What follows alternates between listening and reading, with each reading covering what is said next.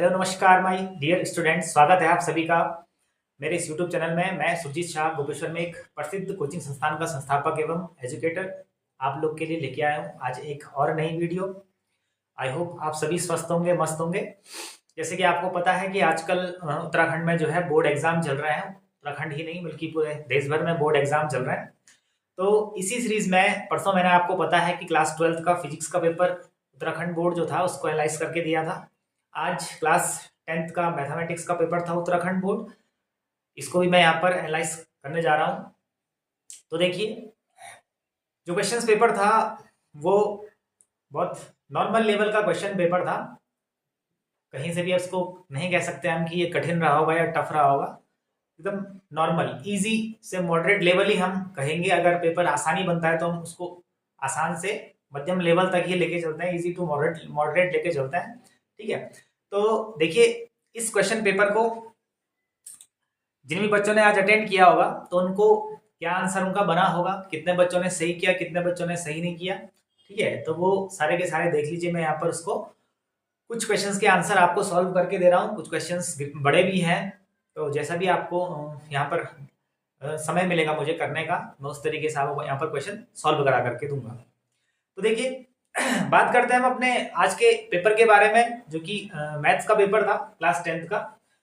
तो यहाँ पर जो हमारा क्वेश्चन टोटल हमारे पास यहाँ पर जो नंबर ऑफ क्वेश्चंस थे, ठीक है, तो 26 के आसपास क्वेश्चंस थे हमारे पास, जो डिस्ट्रीब्यूट थे अलग अलग नंबर में। एक एक नंबर के क्वेश्चंस, दो दो नंबर के क्वेश्चंस, तीन तीन नंबर के क्वेश्चंस और पांच पांच नंबर के क्वेश्चंस। ठीक है, तो देखिए क्वेश्चन हमारा स्टार्ट होता है सबसे पहले उत्तराखंड बोर्ड की अगर बात करें तो मल्टीपल चॉइस क्वेश्चन से हमारा जो पेपर है वो स्टार्ट होता है। तो देखिए यहाँ पर किस तरीके से हमारा क्वेश्चन पेपर रहा, जो कि बहुत बढ़िया शानदार क्वेश्चन पेपर मुझे लगा पहले के मुकाबले। यस, तो देखो यहाँ पर आपको सबसे पहले बच्चों पूछा गया था क्वेश्चन,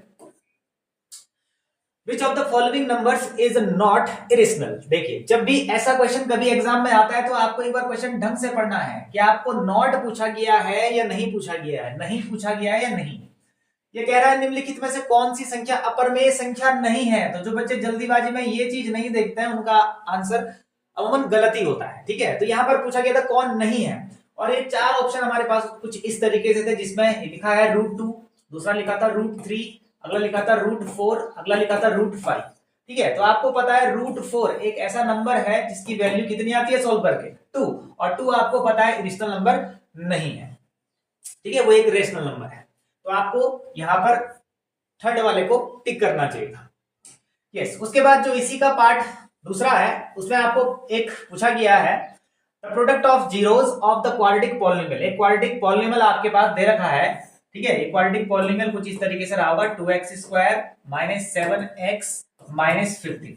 ठीक है, तो इस क्वाड्रेटिक पॉलिनोमियल यानी कि जिसको हम द्विघात बहुपद हिंदी में बोलते हैं, तो इसमें आपको पूछा गया था जीरोस निकालिए, यानी कि शून्यकों का गुणनफल होगा। ठीक है, शून्यकों क्या पूछा गया है, गुणनफल यानी कि प्रोडक्ट ऑफ जीरोस। तो आपको पता है बेटा सिंपल सा क्वेश्चन है, प्रोडक्ट ऑफ जीरोस जब भी हम निकालते हैं, प्रोडक्ट ऑफ जीरोस यानी कि शून्यकों का गुणनफल, तो वो होता है आपका C/A। ये फॉर्मूला आपके पास बनता है।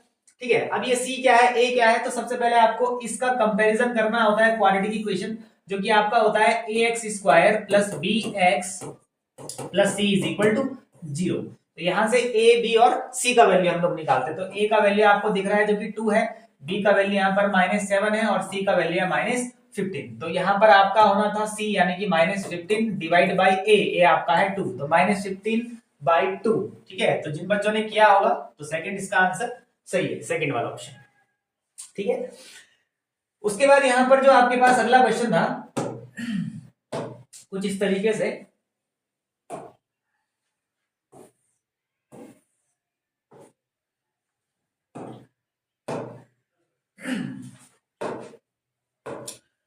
देखिए अब आपको पूछा गया है यदि किसी समांतर श्रेणी का nवां पद, nth टर्म आपको दे रखा है 5n-2।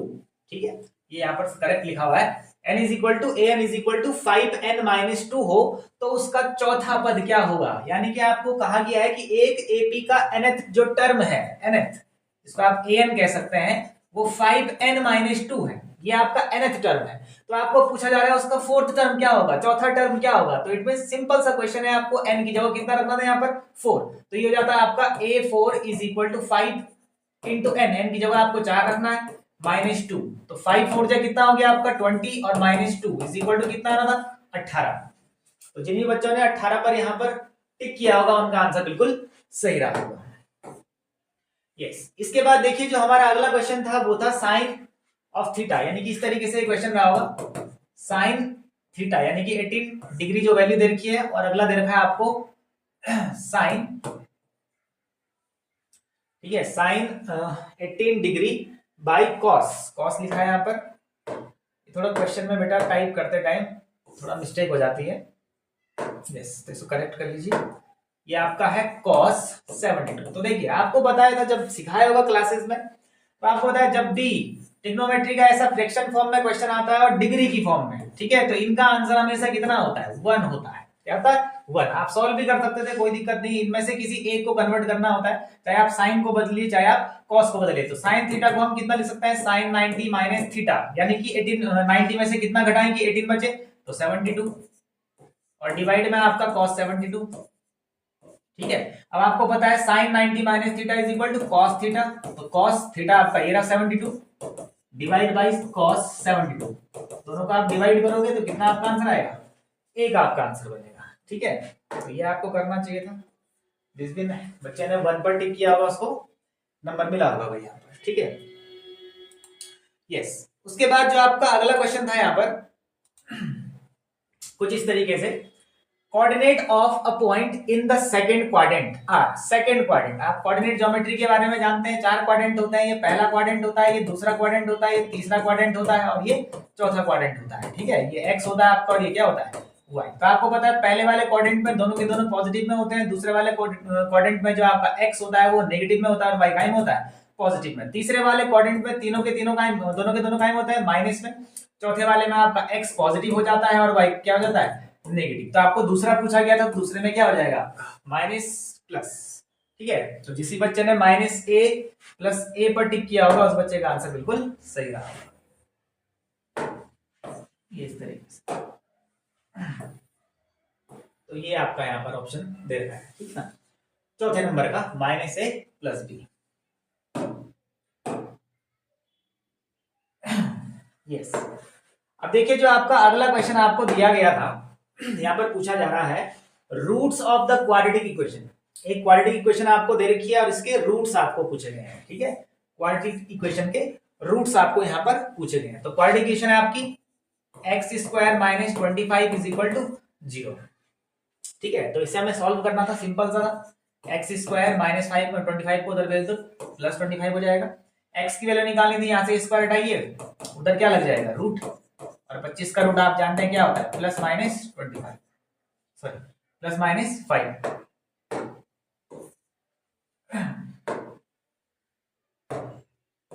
Plus minus 5। तो यहां पर आना था आपका प्लस 5 माइनस 5, ये वाला पार्ट 2, ठीक है। तो जिसने भी इस पर टिक किया होगा उसका आंसर बिल्कुल सही होगा भाई। यहां पर आपको क्वेश्चन पूछा गया था कि दो सिमिलर ट्रायंगल है, ठीक है। एक ट्रायंगल है आपका एबीसी और एक ट्रायंगल है आपका पीक्यूआर, ठीक है।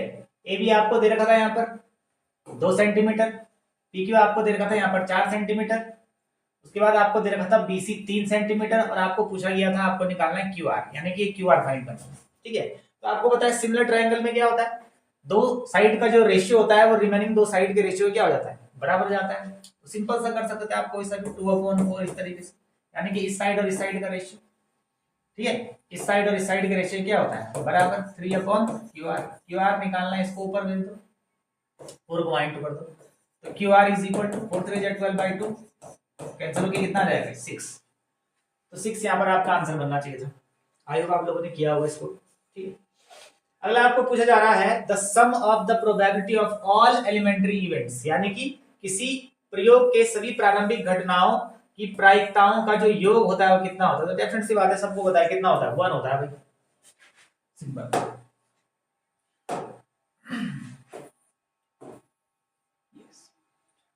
अब जो हमारे क्वेश्चन है, ठीक है, वो किस तरीके से देखिए अब आगे आपको पूछा रहा था संख्याओं 6 और 20 का अभाज्य गुणनफल विधि से एलसीएम ज्ञात करो, यानी कि आपको एलसीएम फाइंड करना है 6 और 20 का। ठीक है, तो सिंपल सा है, 6 के एलसीएम निकालने थे। ठीक है, तो 2 इंटू 3, 2 3 से कितना होता है आपका 6। उस तरीके से किसका निकालना था 20 का, पहले एचसीएफ निकालते हैं इस तरीके से इसका। ठीक है ना, तो तोड़ते हैं। ठीक है ना, इस तरीके से 2 2 जा 4 और 4 5 जा 20। ठीक है, लेकिन आपको तो पूछा गया है कि एलसीएम निकालो, तो जो कॉमन आ गया उसके बाद लेक आ जाएगा, उसके बाद जो छूट गए इनको लिख दो। ठीक है ना, तो 2 2 जा 4 4 5 जा 20 3 जा 60, 60 आपका आंसर होना चाहिए। ठीक है, दूसरे वाले का कितना आएगा आंसर 60। यस। उसके बाद आपको पूछा गया था कि अगर यदि द्विघात समीकरण, कोई द्विघात समीकरण होगी, ठीक है ना, के लिए जो आपका बी स्क्वायर माइनस 4ac है, ठीक है, कुछ इस तरीके से, ये कोई इक्वेशन है, क्वाड्रेटिक इक्वेशन इस तरीके से ax स्क्वायर प्लस bx, ठीक है, plus c is equal to 0। तो क्वेश्चन कह रहा है जो बी स्क्वायर माइनस 4ac है, अगर वो ग्रेटर देन होता है 0 से, ठीक है, तो जो आपके रूट्स होते हैं उनका नेचर क्या होता है, यानी कि मूलों की प्रकृति क्या होगी, ये आपको पूछा गया था। तो कितनी बार आपको समझाया था। ठीक है ना, कंपैरिजन इसको डिस्क्रिमिनेंट भी कहते हैं डी। ठीक है, तो D less than 0, D equal 0 और डी ग्रेटर देन 0। तो ग्रेटर देन वाली स्थिति में आपको पता है कंडीशन में रियल रूट्स होता है।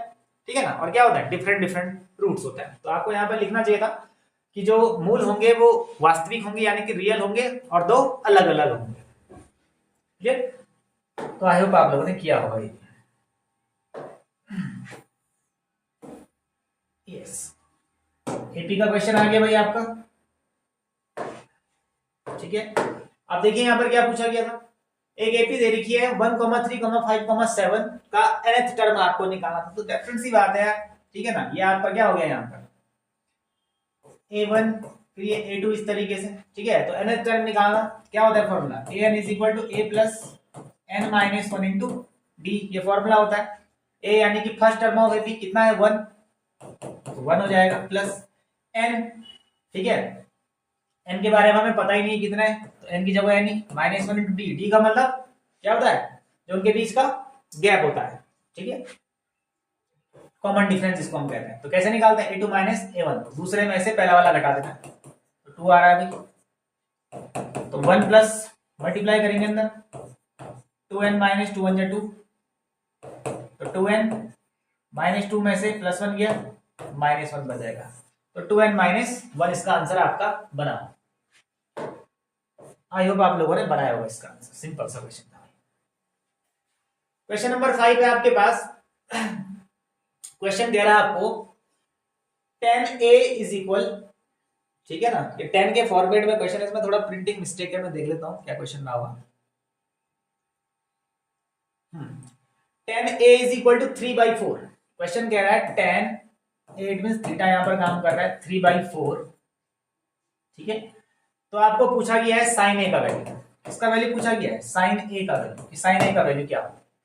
तो सिंपल सा था, tan a का फॉर्मूला क्या होता है, tan theta is equal to perpendicular upon क्या होता है बेस। ठीक है, परपेंडिकुलर अपॉन बेस, जिसको हम हिंदी में लंबटे आधार भी बोलते हैं। और साइन, साइन का क्या होता है परपेंडिकुलर बाय हाइपोटेनियस, लंबटे कर्ण। साइन हमको पूछा गया है, तो देखिए परपेंडिकुलर हमारे पास है, ठीक है, बेस भी है, लेकिन क्या नहीं है हाइपोटेनियस नहीं है। ठीक है, तो कैसे निकालेंगे, हाइपोटेनियस पाइथागोरस लगाते हैं, square is equal to perpendicular square plus base square. तो परपेंडिकुलर कितना आपके पास 3, तो 3 का स्क्वायर प्लस बेस, बेस आपका है 4, 4 का स्क्वायर, तो 9 प्लस 16, तो कितना हो जाएगा 25। तो हाइपोटेनियस निकालना है तो √25, और √25 की वैल्यू कितनी होती है 5। तो sine theta it means perpendicular upon hypotenuse, तो परपेंडिकुलर ये रहा आपका 3। ठीक है, और हाइपोटेनियस कितना निकाला आपने 5, तो 3/5। तो 3/5 आप लोग का आंसर बना होगा इस वाले क्वेश्चन नंबर 5 का।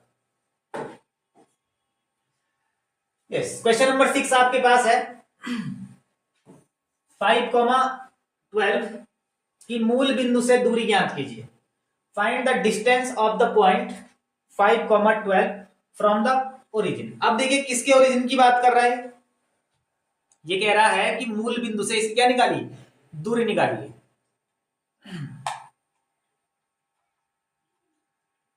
ठीक है, लाइट का इशू हो रहा है।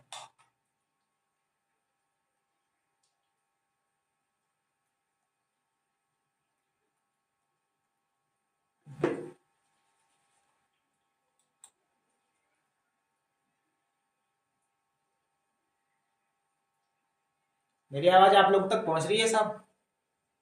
ठीक, थोड़ा माइक का इशू है और ऊपर से थोड़ा लाइट की भी दिक्कत हो गई। यस, तो देखिए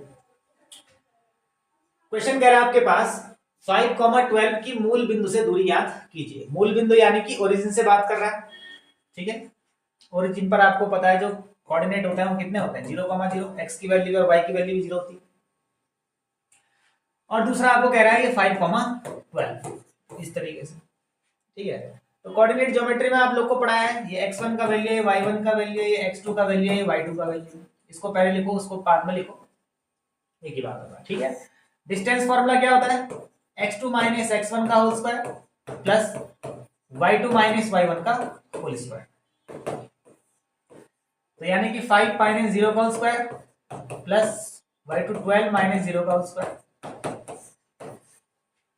5 का स्क्वायर प्लस 12 का स्क्वायर। 5 का स्क्वायर होता है 25 और 12 का होता है 144। जोड़ देंगे दोनों को तो 169 निकलेगा। 169 का वैल्यू कितना होता है, 13। तो आया होगा आप लोग का आंसर 13 आया होगा, सभी बच्चों ने इसको किया होगा। सिंपल सा क्वेश्चन था।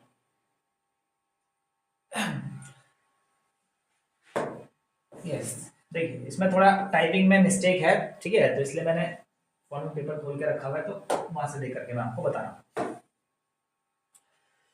उसके बाद जो अगला हमारा क्वेश्चन है, देखिए ध्यान से, क्वेश्चन नंबर 7। क्वेश्चन नंबर 7 में क्या बात कर रहा है, देखिए त्रिज्या 14 सेंटीमीटर वाले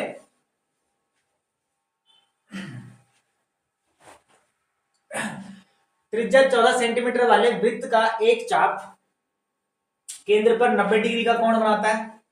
तो चाप की लंबाई ज्ञात कीजिए। देखिए भाई, कॉर्ड का फॉर्मूला पूछ रहा है कि जो आपका कॉर्ड है वो किसी सर्कल के, ठीक है ना, सेंटर पर 90 डिग्री का एंगल बनाता है, तो लेंथ क्या होगी। तो आपको पता है जो चाप की लंबाई निकालने का फॉर्मूला होता है, क्या होता है, L is equal to theta by 360 2 pi R. तो ये फॉर्मूला लगाना चाहिए था, इस फॉर्मूले से आपका आंसर निकल जाता। ये 90 बाई 360 इंटू 2 इंटू पाई, पाई का वैल्यू आप 22/7 भी रख सकते हैं, 3.1 और भी रख सकते हैं, और आर रेडियस आपको दे रखी है 14।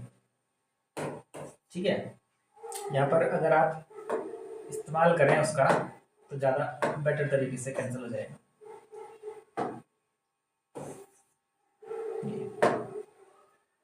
22/7 से कैंसिल हो जाएगा। 1/4 इंटू 2 इंटू 22 इंटू 2। ठीक है, बस करेंगे इसको कैंसिल, 2 जा 4, इससे ये भी कैंसिल हो जाएगा एक बारी। तो कितना बचा आपका 22। तो 22 सेंटीमीटर आप लोग का आंसर बना होगा। ठीक है, यस।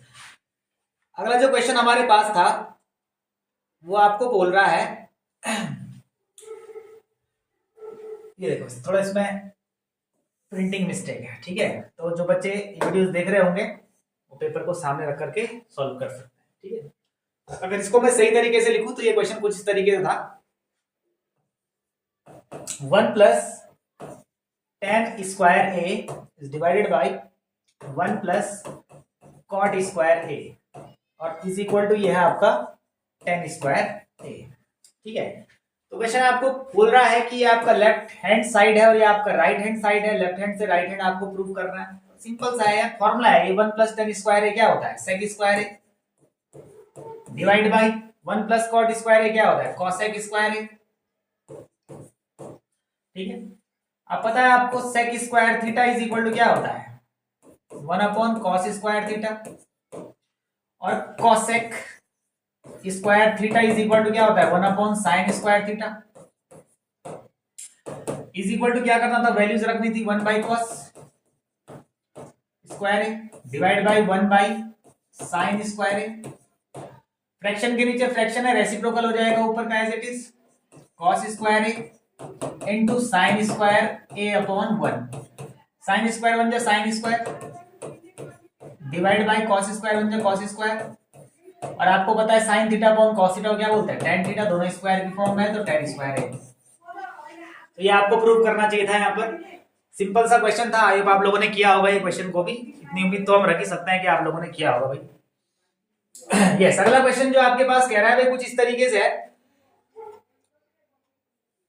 यदि परीक्षा में ये यहाँ पर लिखा है एक छात्र के परीक्षा में सफल होने की प्रायिकता, यानी कि उसके पास होने की जो प्रोबेबिलिटी है, ठीक है, वो दे रखी है आपको 4/5। पास होने की जो प्रोबेबिलिटी है, इट मींस जो इवेंट के पॉसिबल होने का है वो 4/5 है। तो पूछ रहा है उसके फेल होने की निकालो, असफल होने की, यानी कि नॉट पॉसिबल इवेंट। सिंपल सा क्वेश्चन है, आपको पता है possible event plus not possible event is equal होता है 1। पॉसिबल इवेंट 4/5 है, साइड कर दो तो नॉट पॉसिबल इवेंट की निकालनी थी 1 माइनस 4/5, 5 बन जाए 5/, ये हो जाएगा, ठीक है ना। 5 में से 4 गया 1 तो 1/5, 1/5 आप लोग का आंसर बना होगा इसका, ठीक है। सिंपल सा क्वेश्चन है। अगला जो आपके पास क्वेश्चन है ये कह रहा है, हाँ देखिए कई बार आप लोग को क्लास में डिस्कस किया गया होगा ये क्वेश्चन, इस तरीके से हम बताते नहीं आपको, ये क्वेश्चन एग्जाम में बार बार पूछा जाता है। देखो ये 2 नंबर दिए गए हैं, इनका HCF आपको दे रखा है 9 है, ठीक है ना, बुक का क्वेश्चन उठाया डायरेक्ट। एलसीएम इन्हीं दोनों नंबर का आपको पूछ रहा है, ठीक है। तो आपको पता है फॉर्मूला सिंपल से, बताने की जरूरत नहीं है, HCF into LCM is equal to product of numbers, दोनों संख्याओं का गुणनफल। आपको HCF दे रखा है 9 है, एलसीएम निकालना है, प्रोडक्ट ऑफ नंबर, दोनों नंबर को इंटू कर दो, 306 657, एलसीएम निकालना है 9 भेज दो अपॉन में, कैंसल आउट करके आपको मल्टीप्लाई करके इससे क्या मिल जाएगा, आंसर मिल जाएगा, ठीक है। तो कुछ इस तरीके से क्वेश्चन ही बनना था। यस, अगला जो क्वेश्चन है हमारे पास, ठीक है ना, ये कह रहा है देखिए कि ये एक अपरमेय संख्या है या नहीं है, ठीक है ना। तो क्वेश्चन कुछ इस तरीके से था आपके पास ये, हाँ 6 + √2, 6 + √2, इसको आपको पता करना था ये रेशनल नंबर है या नहीं, अपरमेय संख्या है या नहीं है। तो जिस बच्चे ने ये पढ़ा होगा, बुक का एक एग्जांपल भी याद किया होगा, उसने भी ये सॉल्व करके आया होगा, ठीक है। yes. अब जो आपके पास क्वेश्चन नंबर 12 है, क्या पूछा गया था इसमें, देखिए यहाँ पर फिर से एक क्वाड्रेटिक इक्वेशन आपको दे रखी है। देखो थोड़ा इसको प्रिंट करने में थोड़ा ये मिस हो जा रहा है, ठीक है, क्योंकि आज के टाइम में तो भाई सब गूगल वगैरह सब वहीं से डायरेक्ट PDF हम लोग कर लेते हैं, टाइप करने की जरूरत नहीं पड़ती, लेकिन वो थोड़ा इन चीजों को पकड़ नहीं पाता है, ठीक है। तो क्वेश्चन नंबर जो 12 है, उसका जो इक्वेशन है आपका कुछ इस तरीके से, x² + 7x - 60, ये आपका इक्वेशन दे रखा है आपको, इज इक्वल टू 0। और क्वेश्चन पूछ रहा है आपको कि इसके रूट्स निकालना है, आप लोग को इसके रूट्स निकालने हैं, जीरोस यानी मूल निकालने हैं, ठीक है। तो देखो 2 तरीके होते हैं, या तो आप फैक्टराइजेशन मेथड लगाओ, ठीक है, ये तो आप डायरेक्ट क्वाड्रेटिक फॉर्मूला भी क्या कर सकते हो, अप्लाई कर सकते हो। तो यहां से फटक से a का वैल्यू आपको पता है 1 होगा, b का वैल्यू 7 और c का वैल्यू आपका कितना हो गया -60, ठीक है। अब यहां पर आप लोग क्वाड्रेटिक फॉर्मूला अगर लगाते तो क्वाड्रेटिक फॉर्मूला क्या होता है, x = -b + -√b² - 4ac / 2 है, ठीक है। तो ये फॉर्मूले में आपने ये वैल्यूज रखनी थी और वो कैलकुलेट करके क्या निकाला था आप लोगों ने, आंसर निकाला। जिन बच्चों ने, जिनको आता है उन्होंने किया होगा, अदरवाइज ठीक है, आपको पता है दूसरा मेथड भी होता है, फैक्टर मेथड, कई बार आपको सिखाया गया। यस, उसके बाद जो आपका क्वेश्चन है, इसी में आपको एक फिगर वाला क्वेश्चन, हाँ एक ट्राइंगल से कोई फिगर था इस तरीके से आपके पास, ठीक है, कुछ इस तरीके से फिगर बना के दे रखा है आपके पास, कुछ इस तरीके से, ठीक है ना, इस तरीके से। ठीक है, और इसमें आपको प्रूव करना था, इसमें कह रहा है prove that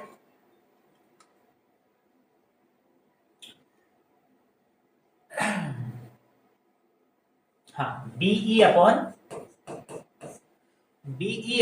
F E is equal BE upon EC, BE upon EC. ठीक है, तो ये जो क्वेश्चन है आपका किस पर बेस्ड है? थेल्स पर बेस्ड है। तो जिन भी बच्चों ने थेल्स थ्योरम को पढ़ा होगा क्लास में, उन बच्चों ने आसानी से क्या दिया होगा? आंसर दिया होगा। अच्छे नंबर आपके आ जाते हैं यहाँ पर अगर आपने थोड़ा सा इसमें मेहनत की। ठीक है, उसी के साथ वही ट्राइंगल का ही अगला जो क्वेश्चन है यहाँ पर और में दिखा है। ठीक है, तो एक क्वेश्चन और था ट्राइंगल से ही, ट्राइंगल से ही एक अगला क्वेश्चन भी था और में दे रखा है। ठीक है, क्वेश्चन नंबर 14 ये कह रहा है सेंटर ओ से, ठीक है ना, length of the tangent P Q at a point P of a circle with centre O is 8 centimetre. तो कोई सर्कल रहा होगा भाई इस तरीके से। ठीक है, सर्कल के सेंटर से एक पॉइंट है पी, ठीक है, जिसकी लेंथ आपको दे रखा है कितना? 8 centimetre, 8 centimetre. If O Q, यानी कि ओ क्यू कोई पॉइंट है बाहर, ठीक है, क्यू कोई पॉइंट है इधर, ओ से क्यू तक का जो लेंथ है आपको 10 सेंटीमीटर दे रहा है। ठीक है, तो आपको पूछा जा रहा है कि आपको निकालना है क्यूपी का लेंथ। किसका लेंथ निकालना है? क्यूपी। हाँ, ये पी क्यू आपको फाइंड करना है। ठीक है, तो कुछ नहीं करना था, इसमें क्या लगाना था? पाइथागोरस थ्योरम लगाना। ठीक है, दो साइड आपको दे रखी है, पाइथागोरस से आप आसानी से तीसरी साइड निकाल दो। जिन बच्चों ने पढ़ी होंगी ये चीजें उन्होंने किया होगा क्लास में। यस, अब जो हमारे पास अगला क्वेश्चन है, यस हाँ, अब यहां पर ये देखिए स्टैटिक्स का क्वेश्चन है। यहां पर कुछ डेटा दे रखे हैं आपके पास ये, ठीक है, कुछ इस तरीके से डेटा है ये।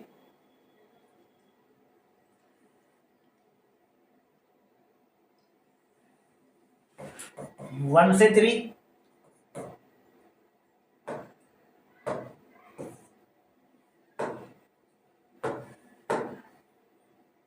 वन से थ्री, थ्री से फाइव, फाइव से आपका सेवन, सेवन से नाइन और नाइन से 11।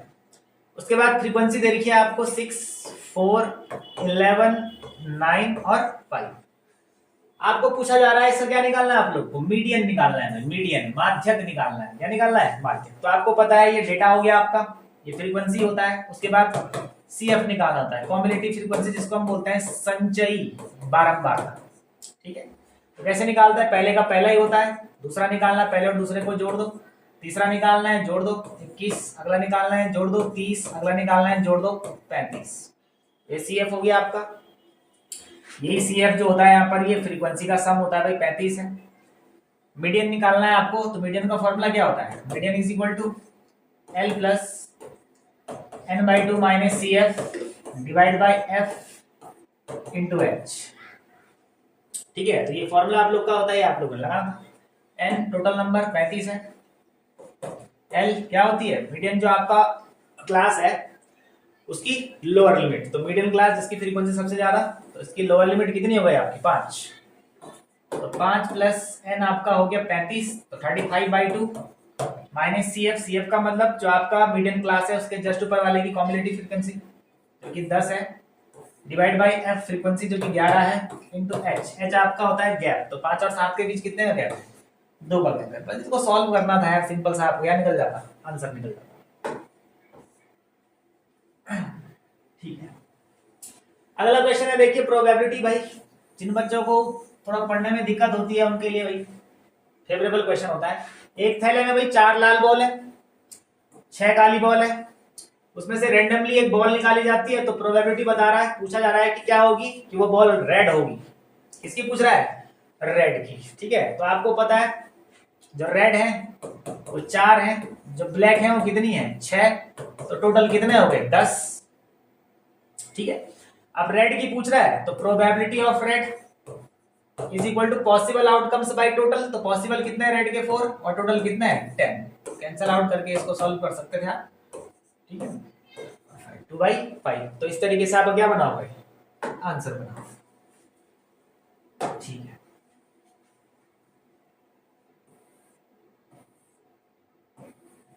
यस।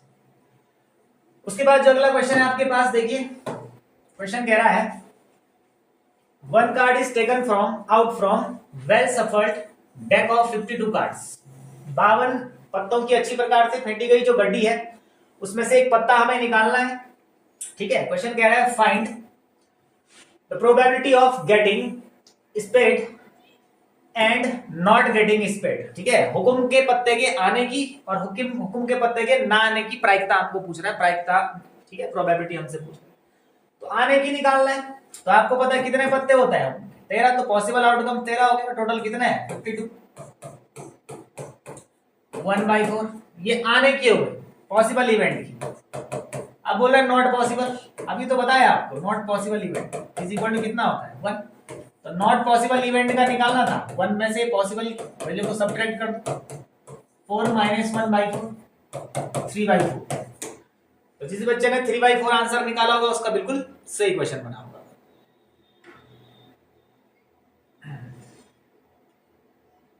ठीक है, आई होप आप लोग को समझ में आएगी।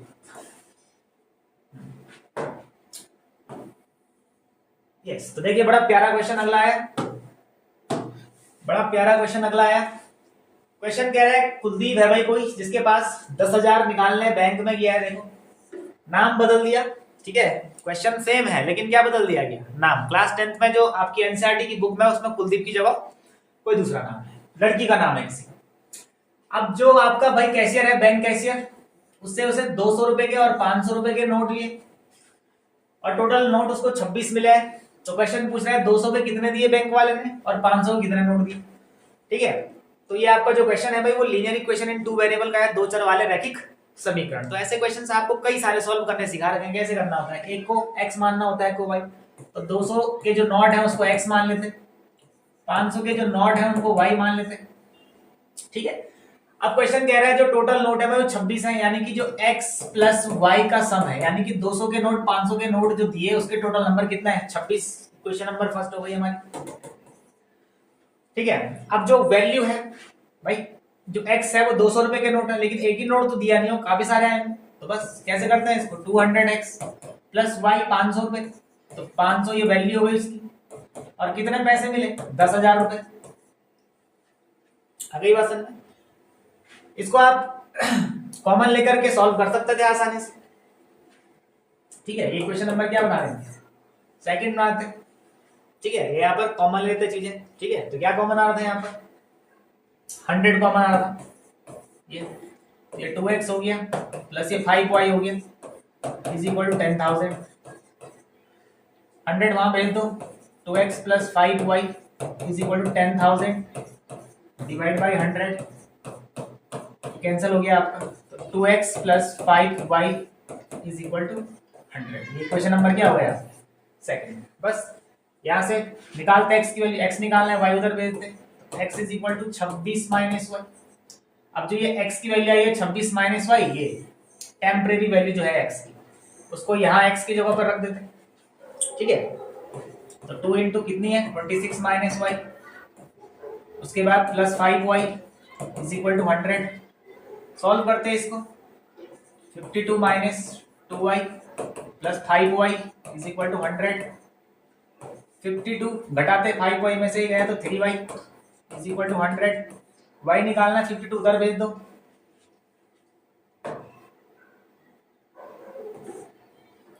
ठीक है, तो 3y is equal to 100 minus 52। तो ये जाता आपका y इज इक्वल टू 100 में से 52 घटाओगे कितना बचेगा आपका 48 बाई 3 नीचे कौन आ जाएगा,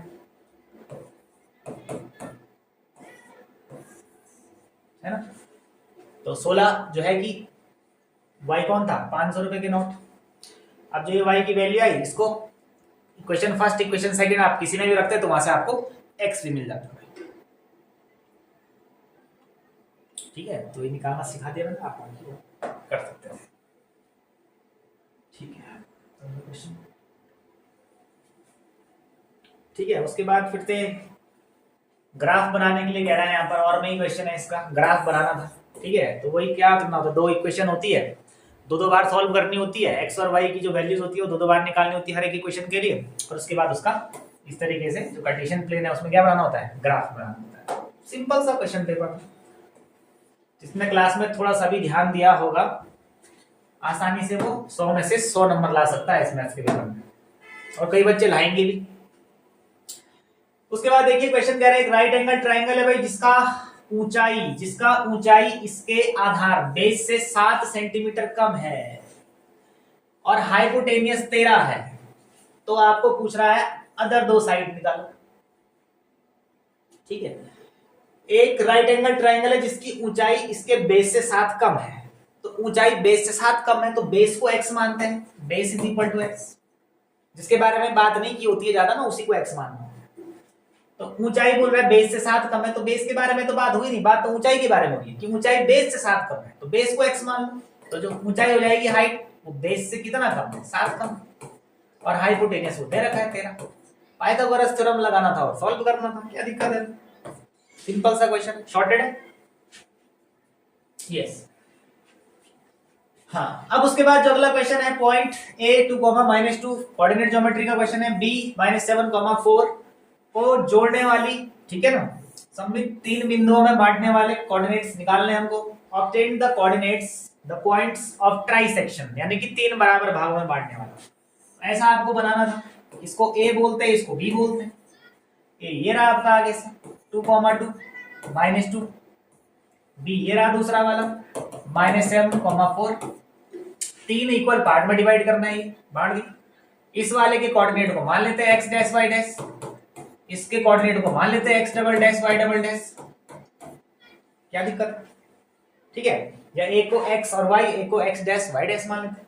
अब जब ये वाली वैल्यू निकालनी थी तो इसके बाद देखो कितना रेशियो है, इधर 1 और उधर कितना रेशियो है 2, तो इसको सॉल्व करने के लिए जो सेक्शन फॉर्मूला हो जाएगा आपका, उसमें m1 रेशियो m2 होता है, तो m1 यानी कि पहला पार्ट कितना है 1, और जो आपका उधर दूसरा साइड है वो कितना होगी 2।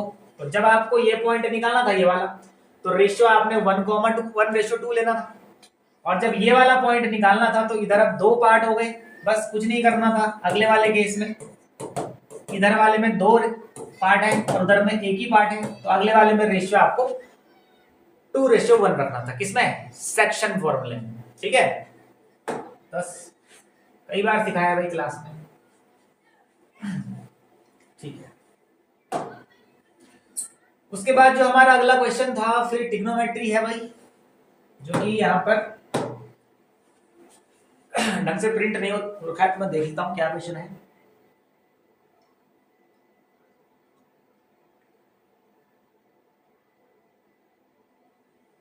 ठीक है, तो यहाँ पर ये क्वेश्चन था साइन थीटा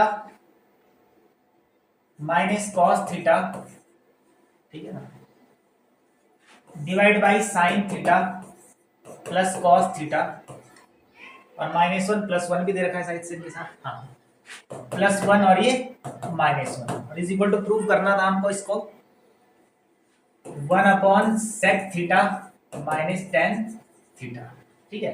तो देखिए सिंपल सा क्वेश्चन था, कुछ नहीं करना था, आपने दोनों जगह किसका डिवाइड करना था, cos थीटा का, किसका डिवाइड करना था, cos, सब में cos कर देते हो 10 में कन्वर्ट हो जाता, ठीक है। उसके बाद इनवर्स प्रॉपर्टी लगा करके आपका आंसर आ जाता 1/sin theta minus tan theta. तो सिंपल सा क्वेश्चन था, हर एक बच्चा इस क्वेश्चन को भी कर सकता है।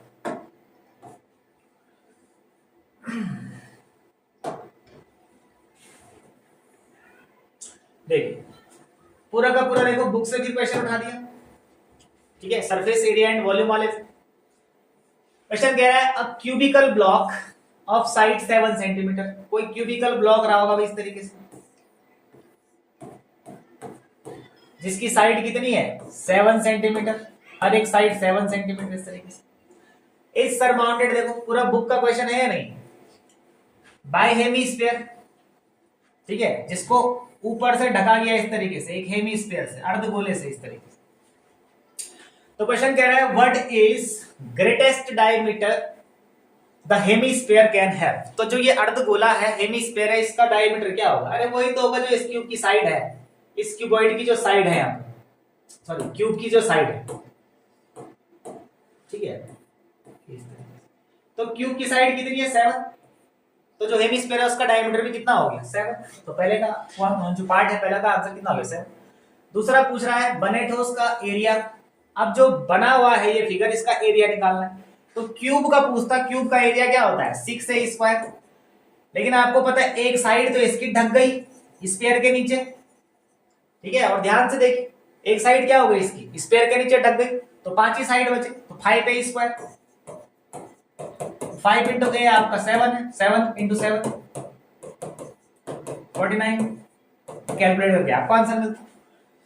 पूरे सॉलिड का पूछ रहा है, पूरे स्पीकर का पूछ रहा है, तो इस तरीके से आप क्यूब का निकालते हैं। और हेमिस्फीयर का आपको पता है क्या होता है surface area 2 pi R square, ठीक है। तो ये दोनों के दोनों फॉर्मूला लगा रहे थे, लास्ट में दोनों वैल्यू क्या कर देंगे आपस में प्लस, यानी कि हेमिस्फीयर का एरिया और जो रिमेनिंग क्यूब बचा उसका एरिया दोनों को निकाल के जोड़ देना था, वो आपका आंसर हो जाता, आपको अच्छे नंबर यहाँ पर मिल जाते, ठीक है। हाँ अब देखो फिर से एक फेवरेबल, तो यहाँ पर जो क्वेश्चन आपके पास कह रहा था अगला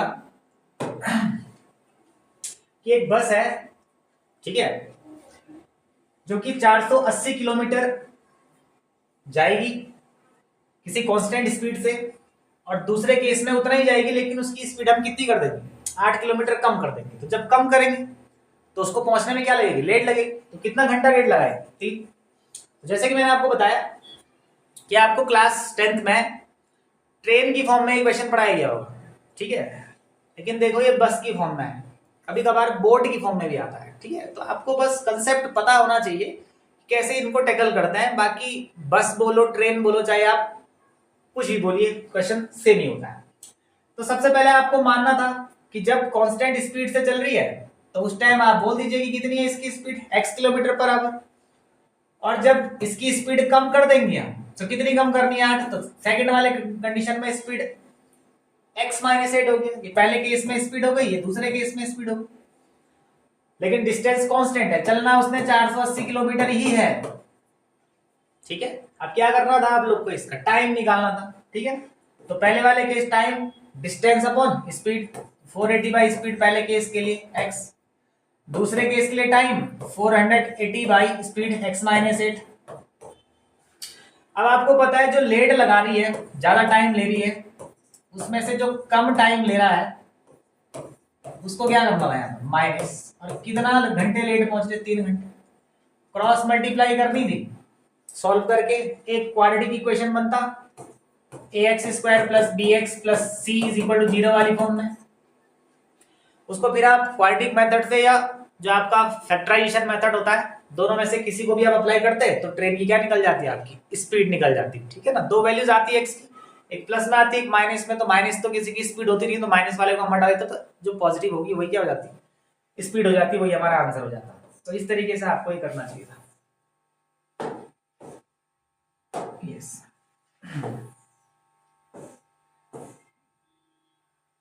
ठीक है, अब देखिए उसके बाद एक क्वेश्चन है यहाँ पर, उसी चैप्टर का क्वेश्चन है, ठीक है। इसको भी आप कर सकते थे आसानी से। बोल रहा है कि भाई जो कोई पार्क है उसको बनाना पॉसिबल है या नहीं है, संभव है या नहीं है, ठीक है ना, जिसका पैरामीटर 140 है और जो एरिया है वो कितना है 1000 मीटर स्क्वायर है, ठीक है। तो लंबाई चौड़ाई और जो उसका डायगोनल होता है वो हमें क्या करना था फाइंड करना था। तो सेम क्वाड्रेटिक इक्वेशन आप लोग को बनानी थी, वहां पर भी सॉल्व करना था।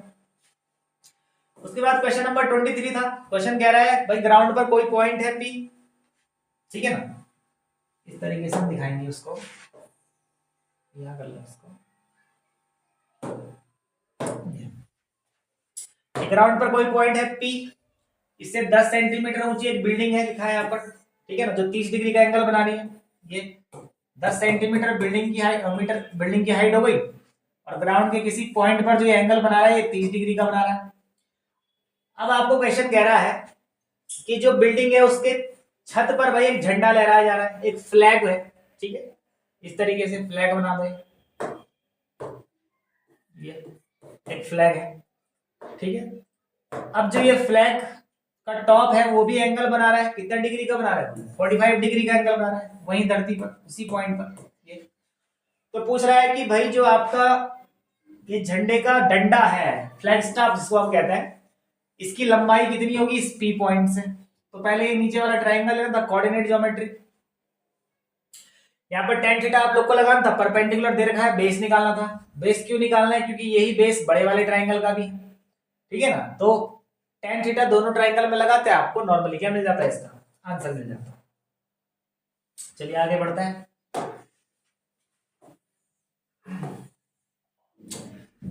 बस ये वाला जो क्वेश्चन है भाई, ये थोड़ा कॉम्प्लिकेट रहा होगा, अगर किसी बच्चे ने किया होगा तो बात की बात है। बस यही क्वेश्चन है जो इसमें थोड़ा सा अलग था, ठीक है ना, थोड़ा सा अलग। बाकी सारे क्वेश्चन आपके क्या थे, सिंपल थे। लेकिन घबराने वाली इसमें ही बात नहीं थी। जिस बच्चे को ये करना नहीं आया होगा उसके लिए और मैं ये बढ़िया सा ऑप्शन दे रखा था, ठीक है। इस तरीके से एक आपके पास क्या था, ठीक है, क्वाड्रिलेटर था जिसके अंदर एक सर्कल बना रखा था इस तरीके से, ABCD इसको नाम दे दो। ये क्वाड्रिलेटर सर्कल को जहां जहां पर टच कर रहा है उनको नाम दे दो PQRS, ठीक है। अब सर्कल के जो टेंजेंट होता है भाई वो बराबर होता है, तो इस D पॉइंट से टेंजेंट है, ये भी टेंजेंट है, तो दोनों बराबर हो गए आपस में। ये भी टेंजेंट है तो बराबर हो गए आपस में। इस तरीके से ये भी बराबर हो गए आपस में, और ये भी बराबर हो गए आपस में। बस ये पकड़ना था आपको यहाँ पर से, ये A plus B plus CD is equal AB को क्या लिख सकते थे, AR plus RB plus CD को क्या लिख सकते थे, DP प्लस PC। बस अब AR किसके बराबर है, AS के, तो यहाँ पर AS आ जाता। RB किसके बराबर है, BQ के, यहाँ BQ आ जाता। DP किसके बराबर है यहाँ पर, DS के, DS आ जाता है यहाँ पर। प्लस PC किसके बराबर है, CQ के, तो CQ आ जाता है यहाँ पर, ठीक है। QQ वालों को एक साथ करते, जो SS वाले हैं उनको एक साथ करते, तो AS प्लस उधर से DS ले आते, और जो ये BQ है आपका उसको उधर CQ के साथ रख लेते हैं। AS प्लस DS को क्या बोलता है, AD plus BQ plus CQ क्या बोलता है, BC या CB, जो भी आप कहना चाहें। तो ये आपका क्या हो जाता है, इस तरीके से प्रूव हो जाता है, ठीक है। CD बोलो या BC बोलो, दोनों एक ही बात है। तो इस तरीके से आपको करना था, एकदम मजेदार क्वेश्चन था।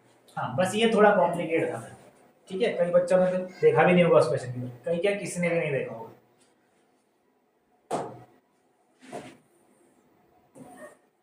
उसके बाद सेम टू सेम यहाँ पर भी फिर एक पटान क्वेश्चन था ये वाला, ठीक है ना, जो शायद ही किसी बच्चे ने किया होगा, ठीक है, क्योंकि यहाँ पर शेडो वाला क्वेश्चन था, अलग अलग बोला था कि एक A है एक B है, ठीक है ना, और P दोनों के बीच की क्या है, डिस्टेंस, तो आपको पूछा जा रहा था, ठीक है।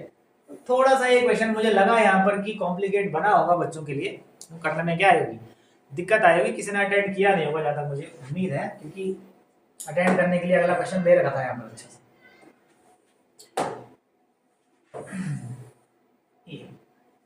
क्वेश्चन नंबर 26, ये वाला क्वेश्चन है। तो यहाँ पर क्या कह रहा था, एक बर्तन है भाई, ठीक है ना, उल्टे शंकु के आकार का, इसकी ऊंचाई 8 सेंटीमीटर है, त्रिज्या 5 सेंटीमीटर है। उसके बाद बोल रहा है इसमें लेड शॉट डालने हैं, मार्बल्स कंचों को डालना है जिनकी रेडियस 0.5 है। तो जब पानी के बर्तन में जो पानी से भरा है उसमें कुछ डालोगे तो पानी बाहर गिरेगा, तो कितना पानी बाहर गिर रहा है, बोल रहा है 1/4 पानी बाहर निकल रहा है, 1/4 पानी। तो बोल रहा है कितनी गोलियां हमने इसके अंदर डाली होंगी, कितनी कंचे जो हमने, है ना, तो आपको यहाँ पर लेड शॉट निकालने थे कि कितने हमने बर्तन में डाले। तो ये हमारा बर्तन हो गया इन्वर्टेड कोन, पानी से भरा हुआ है पूरा, ठीक है। इसके अंदर गिराए हुए हमने इधर से, है ना, ये कंचे गिराए। तो जब कंचे गिराएंगे हम तो इसके अंदर का जो पानी होगा वो यहाँ से क्या निकलेगा, बाहर कितना निकल रहा है, 1/4, ठीक है। अब कितने के बराबर पानी बाहर निकलेगा, जितना इसका वॉल्यूम होगा, ये जो कंचा है इसका वॉल्यूम होगा, तो इसका वॉल्यूम निकालना था, वॉल्यूम निकालने के देखिए रेडियस। उसके बाद पानी तो इसी के अंदर से गिर रहा है, यानी कोन का वॉल्यूम भी निकालना था, बस इसका वॉल्यूम निकालना था, इसका वॉल्यूम निकालना था, दोनों का आपस में क्या करना था, डिवाइड करना था, आपको आपके आंसर मिल जाते हैं। 200-400 ही आपका आंसर आ रहा है, ठीक है।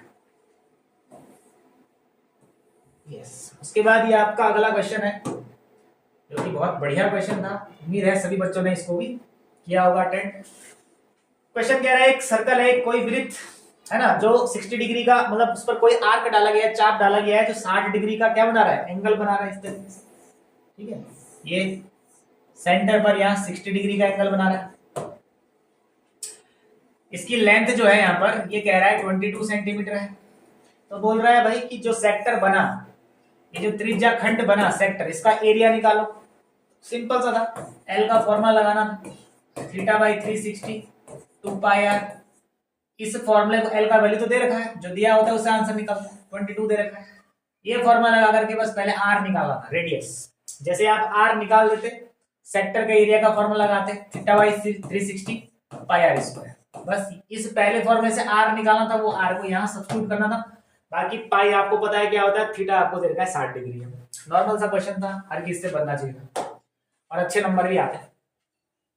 लास्ट क्वेश्चन था, आपको पूछ रहा है find the mode of the following data, इन निम्नलिखित आंकड़ों का क्या निकालिए, बहुलक निकालिए। क्वेश्चन पूछ रहा है आपसे। ठीक है, तो यहां पर डेटा दे रखा था इस तरीके से।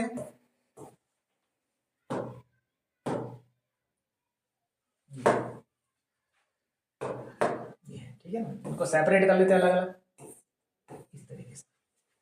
मोड पूछा गया तो कोई कॉम्प्लिकेट था नहीं, मोड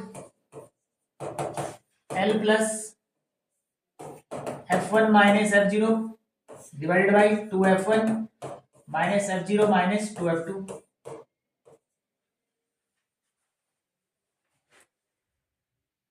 और इनटू H। ये फॉर्मूला लगाना था, आपको आंसर मिल जाता। ठीक है, L क्या है, lower limit of model class. Model class कौन होता है, इसकी फ्रीक्वेंसी सबसे ज्यादा 47, 20 हो गया है। उसके बाद उसकी फ्रीक्वेंसी 47, उससे पहले वाले की 40, उसके बाद वाले की 30। तो ये फ्रीक्वेंसी की तीनों वैल्यू दे रखी है, वहां पर रखना था। H का मतलब गैप होता है 20 और 30 के बीच कितने का अंतर था, 10 का अंतर H। ये सारी वैल्यूज को वहां अप्लाई करते फॉर्मूले है, नॉर्मल सा क्या बन जाता, आंसर बन जाता और अब अच्छे नंबर यहाँ पर गेन कर देते हैं। ठीक है, तो इस तरीके से क्वेश्चन था आपका, पूरा का पूरा आपको समझाया हमने। ठीक है, कि एग्जाम में आता तो आपको कैसे करना चाहिए था। तो आई होप आप लोग को ये सारी बातें समझ में आई होगी। तो देखिए बेटा, अब जिसमें भी जैसा भी क्वेश्चन पेपर सॉल्व किया, ठीक है, वो तो आपके नंबर ही बताएंगे, लेकिन जो पेपर का नेचर था, ठीक है, जो पेपर आपके पास आया आज, इसमें आप आसानी से 100/100 नंबर यानी कि 80 में से 80 नंबर लेके आ सकते थे। ठीक है, जो बच्चे ठीक ठाक पढ़ने में हैं वो तो करा ही होगा उन्होंने, और उनके नंबर भी डेफिनेट सी बात है 80 में से 80 आ ही जाएंगे। बाकी जो एवरेज स्टूडेंट भी क्लास में रहे होंगे वो भी आसानी से 70 के आसपास तो आसानी से ले आएंगे, जो मॉडरेट लेवल के बच्चे होते हैं। बाकी जो थोड़ा कमजोर तबके के बच्चे होते हैं क्लास में, ठीक है, तो वो भी आसानी से इसमें क्या हो जाएंगे, पास हो जाएंगे, अगर उन्होंने जो मैंने यहाँ पर बताए अगर वो चीजें की होंगी सही तरीके से। ठीक है, बाकी रही बात आगे की, तो आगे आप लोग को जो है कि क्वेश्चन पेपर को देखने की जरूरत नहीं है। अब जो नेक्स्ट पेपर है अब उनके बारे में पढ़िए, क्योंकि जो बीत गया गया वक्त। ठीक है, हाँ, रही बात 9th के बच्चों की, तो वो 9th की काफी सारी चीजों को रिलेट कर सकते हैं और वेटेज देख सकते हैं। ठीक है, कि भाई सर ने ये वीडियो एक्सप्लेन की, इसमें जो है ट्राइंगल से कितने क्वेश्चन आए थे, सरफेस एरिया एंड वॉल्यूम से कितने क्वेश्चन आए थे, कोऑर्डिनेट ज्योमेट्री से कितने क्वेश्चन आए थे, लीनियर इक्वेशन इन 2 वेरिएबल से कितने क्वेश्चन आए थे, कोऑर्डिनेट जो आपका क्वाड्रेटिक इक्वेशंस होती है वहां से कितने, क्योंकि 9th के आप जानते ही हैं कि लगभग 6 से 7 चैप्टर क्लास 10th में आप डिटो पढ़ते हैं, सरफेस एरिया एंड वॉल्यूम। तो आप रिलेट कर सकते हैं, आपने सुनी है इन चीजों के बारे में, आपको पता है 9th में। ठीक है, तो आप रिलेट कर सकते हैं कि भाई हमें किस जो चैप्टर है उसके ऊपर कितना फोकस करना चाहिए, उसका क्या क्वेश्चन का जो क्राइटेरिया है, कितने नंबर में आ रहे हैं, कितने नंबर में नहीं आ रहे हैं। ठीक है, तो इस तरीके से अगर जो अभी 9th में है वो अगले साल क्लास 10th में तैयारी करता है, तो डेफिनेट सी बात है, जो जैसे इस साल 80 में से 80 बच्चे नंबर लेकर के आएंगे, वैसे ही अगले साल जो है कि जो अभी 9th में है वो बच्चे भी 80 में से 80 नंबर आसानी से लेके आ सकते हैं। ठीक है, तो मेरा मकसद बस ये वीडियो बनाने का इसलिए था कि जो बच्चे आज पेपर देकर के आए तो उन्होंने कितना सही किया नहीं किया, वो जो मेथड मैंने बताए, जो फॉर्मूले मैंने बताए, उनको अप्लाई ढंग से किया या उन्होंने नहीं किया। और 9th वालों को बस मैं बताना चाहता था भाई कि जो 10th में, तो जैसे कि मैंने आपको बताया कि 9th वालों को ये वीडियो इसलिए देखनी चाहिए ताकि उनको पता चल जाए कि भाई अगले साल जो अपना बोर्ड देना है उन बच्चों ने, ठीक है। तो उन्हें पता होना चाहिए कि किस तरीके से कितने वेटेज का कहाँ से क्या चीज़ें आती है। ठीक है, ये वीडियो बनाने का पर्पज़ मेरा यही था कि जो आने वाली पीढ़ी है, जो आने वाले बच्चे हैं, वो इस चीज़ को रिलेट कर सके अपनी पढ़ाई के साथ, ताकि वो भी एक अच्छे नंबर अपने बोर्ड में परफॉर्म कर पाएँ, लेके आ पाएँ।